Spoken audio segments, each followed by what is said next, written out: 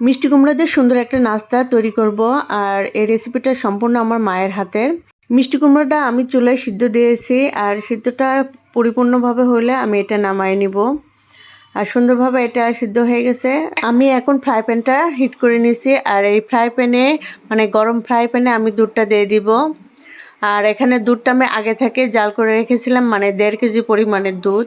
আর এই দুধের ভিতর মানে বড়লোক আসলে তেজপাতা দিব 2টা, সাদা এলাচ দিব 4টা, 2টা দারচিনি, আর সামান্য একটু লবণ মানে 1 চিমটি লবণ। আর দুধটা ভালোভাবে বড়লোক আসলে সুন্দর করে নেড়ে চেড়ে দিবেন।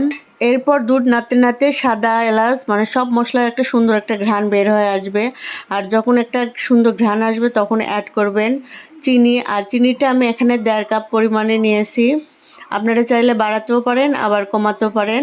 দুধটা আমার প্রায় ঘন হয়ে আসছে, এ সময় অ্যাড করব মিষ্টি কুমড়া। আর মিষ্টি কুমড়া আমি এখানে নিয়েছি 1/2 কেজি পরিমাণ, আর দুধ নিয়েছি 1.5 কেজি। তবে মিষ্টি কুমড়াটা যদি ভালো হয় মানে মিষ্টি হয় তাহলে খাবারের টেস্টটা আরও দ্বিগুণ বাড়ায় দেয়।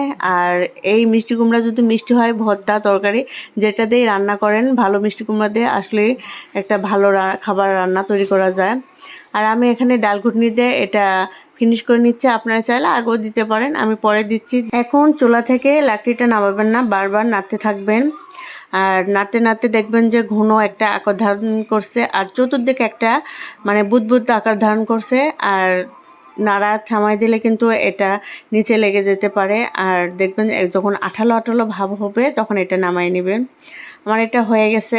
মাশাআল্লাহ, দেখতে যেমন সুন্দর হয়েছে আর ঘ্রাণটা অপরূপ, মানে চতুর্দিকে মো মো করতেছে গন্ধটা। আর গন্ধ শুনে মনে হচ্ছে এখনই সবগুলো খেয়ে ফেলে, এত মজার হয়েছে। আর দেখাই দিচ্ছে এত সুন্দর ঘন পুরো, আর খেতে অনেক মজার।